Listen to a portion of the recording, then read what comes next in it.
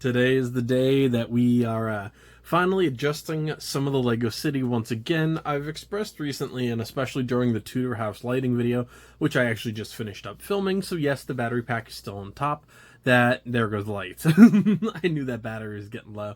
But I've been looking to change up some of the city for a while now, and I referenced in the Tudor video that I was looking at potentially going back to the old layout. I don't think I'm going to change the layout. I'm going to try and change some of the buildings first. Predominantly, one of the areas that is going to be changed, and I'm going to try and move you guys as smooth as possible, the SIG complex and these two smaller corner buildings. So I love all three builds, and the SIG complex, spoiler alert, is actually getting upgraded here very soon. 12 Grimmauld Place is going to be the second floor there. I wanted to do Seinfeld, however, Seinfeld is 90 to 100 plus to do with all the spare pieces, just because of the colors and everything that they need. Grimmauld Place, since it is that medium nougat already, I only had to spend 35 plus tax. I think it was like 42 bucks to upgrade that. So I'll talk about that a little bit more in the next video, but, well, not next video, but one of the next few videos when we do that. However, I wanted to switch SIG complex with the Assembly Square. The main reason being that I miss Assembly Square and like the water fountain and the colorations and everything in the LEGO City, and it adds a little bit of motion to the backdrop. So we're going to be taking from right over here to right over there. I think it's going to work out well. Now, the two buildings in the corner are in a tough spot just because that table leg, I can't move it, like it is where it needs to be. But unfortunately with the angle, it does make it really tough. And as an apartment, I can't, drill that into the wall or anything like that. So we do have to work with that space constriction there. I would love to do the Palace Cinema there, which I'm actually looking at the specs for right now. Potentially. The only reason I would say potentially that it might work is the Palace Cinema, and I'm quite literally looking at it as I say this, has a large, walkway around it. And what essentially would need to happen would be I would need to build it forward. So I'm kind of trying to do the math because I would sacrifice awkward looking walkway rather than two buildings that don't really fit. Alternatively, if that doesn't work out for me, which I don't know if it will, I would like to replace the sports complex soon and move that up to the more like the city themed sets, and then do a modular 16 by 32 in its stead. So primarily we're going to be changing that around. Now, the other big change coming, because I don't know if any of the other buildings are really moving today, is this bad boy over here. The Lion Knight's Castle, one of my favorite sets of all time. He is being relocated. He's going back to his home on the bookshelf just because that project kind of didn't work out in my best interest. I don't really know how to describe it.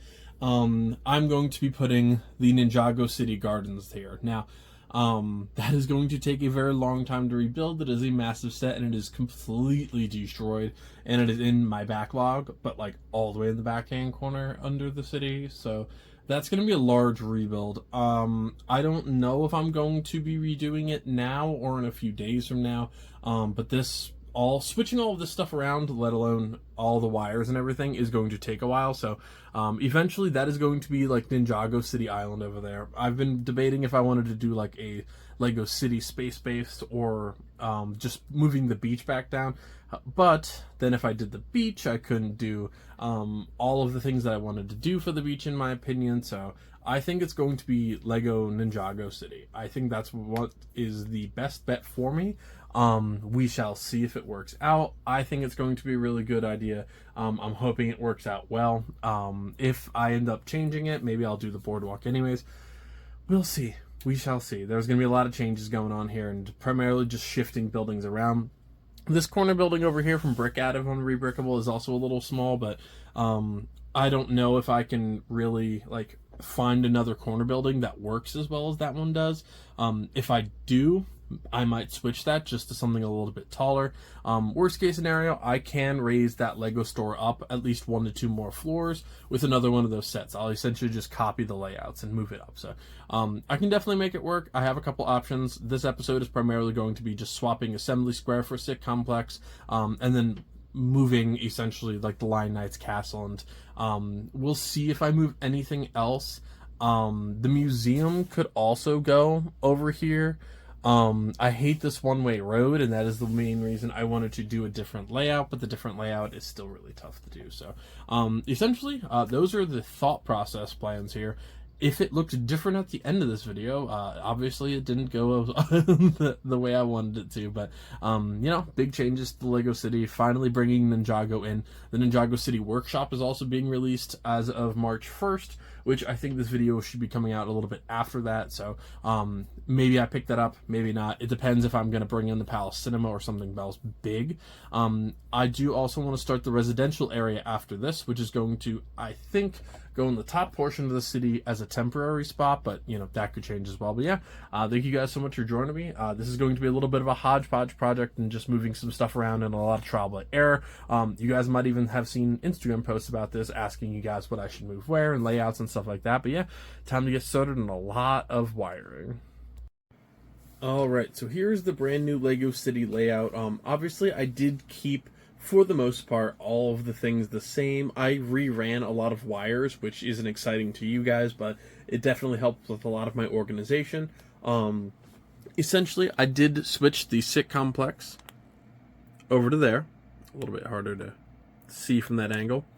And I swapped it with Assembly Square. Now, the height difference between Daily Bugle and Assembly Square is obviously pretty vast, but it looks a lot better than SIT Complex just sitting next to it for now.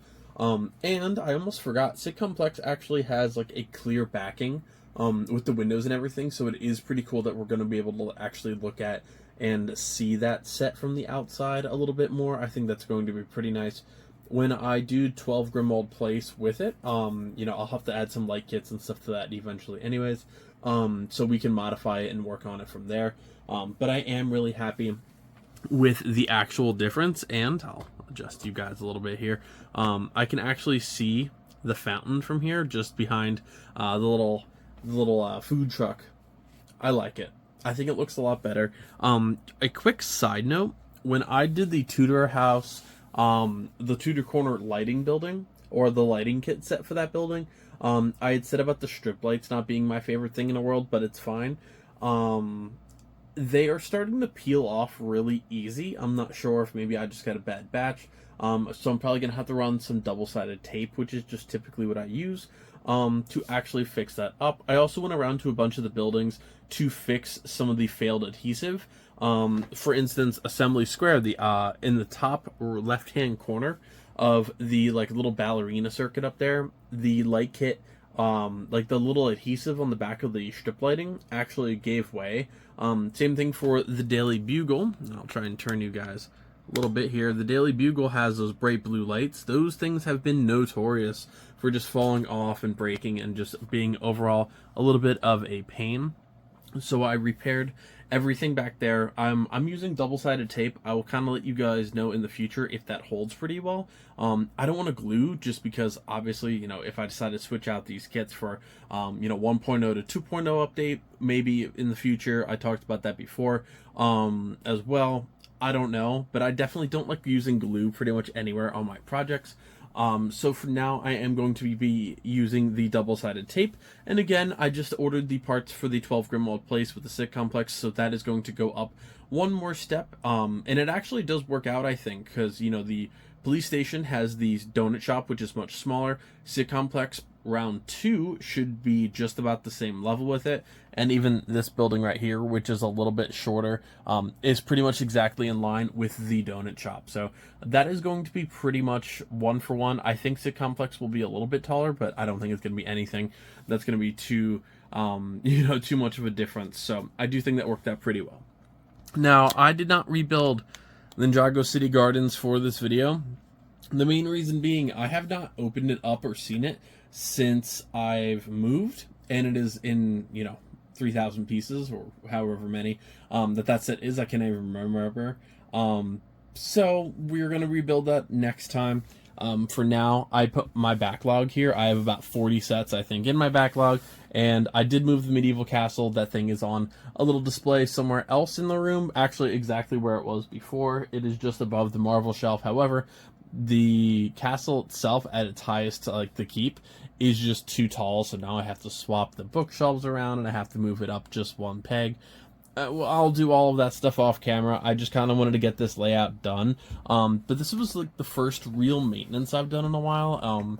And something that everyone kind of has to look at with this is like making sure you're keeping your bricks relatively clean. I use a Clean My Bricks vacuum. You can get cheaper versions, off of Amazon and stuff as well. Or even just like a microfiber cloth to do the sidewalks with. But that is definitely something I did want to cover at some point on this channel, and I figured I can discuss it here. Maintaining a Lego city of this size, you got to make sure it's clean. I don't lock my Mills plates in with Technic pieces. I actually just use a sidewalk to pretty much like mull them over. So most of this stuff is connected just by like little barrier pieces. So it works. But today was basically about a maintenance day, cleaning up, dusting, getting stuff repaired, maintaining these light kits, and that's a big thing. Same thing with the Avengers Tower. A couple of the Avengers Tower lighting pieces, the adhesive failed again, so I'm not sure how often that they typically wear down, but using using double-sided tape seems to be doing the trick. I waited a couple days after doing it just to make sure that it actually held, and it did so far. So it does look like that's going to be at least a temporary alternative. Again, I'll let you guys know if it doesn't work. Probably the minute I'm done with this video, it'll stop working. But at least it's a temporary fix, and it's working out so well. But yeah, that's going to do it for this video, guys. I know this wasn't probably the most exciting thing in the world, but teaching you guys and myself, honestly, how to maintain all of this, and how sometimes just swapping a building here and there actually does make the city glow up a little bit more, pun intended. And again, rewiring all of this stuff, I know that's not very exciting to listen to, but essentially what I do is I use power inverters like this from Ryobi, and I use their drill products and stuff like that too, and I use a USB hub in the middle of my city and one underneath my city, and then one directly above the city. So all of those wires, all those little USB cords, yes, they don't look very good all the time, but that is the reason that you can see some of these bricks, if you weren't here for the actual building of them, have a 1x1 piece taken out. That is so I can run wires through them. These buildings right here do in fact have USB cords run through the bottom of the Mills plate, which I think is creative. It's not perfect, and eventually when I have more space for a full city layout, I will obviously have to change that. But for now, with a setup that I don't want to drill holes through the table or anything like that, it's working out pretty well, and I'm definitely happy with it. But yeah, that is basically how I maintain all this. I use those 18-volt batteries. I use these USB cords. I'm not promising that this is the best way to do it. And of course, you never want to run too much power for the Lego City. This is just the setup that I typically use, but I use a bunch of different cords. I use multiple different batteries. I actually just purchased a new one, which is draining my batteries a lot more, but it makes the light kits a little bit brighter. So it's tough. I don't want to ever give electrical advice, so take everything I say with a grain of salt. I'm not responsible for any lighting decisions with batteries or anything like that, but that is the system that I use, and I've talked about it before. If you want to see specific details, you can check out the lighting kit for this one, because that is how I actually show a Mills plate with a USB cord run through it. The Tudor house, I did it after the fact just because I actually made a mistake and forgot to do it in the actual video. But yeah, that's going to do it for this one, guys. Thank you all so much. I hope you learned something. Again, it's sometimes you just got to move a couple buildings to make it look better. And this is also how best to maintain your Lego City, especially with lighting kits and wiring and all that good stuff. But yeah, like, comment, subscribe. Check out my lighting kit videos if you guys want a sneak peek, or not even a sneak peek, just a little bit of the precursor to all of these, especially if you're looking to do either some custom sets or just how to run wires properly. I do cover it in most of those videos. If you're interested in any of these lighting kits or some custom work, head to my affiliate link in the description below. It helps support the channel, and it gets you guys started on your Lego lighting journey. And last but not least, follow me on Instagram if you guys want to become part of the little channel community that we've been building over the past few years, and I'll see you next time. Happy building, everybody.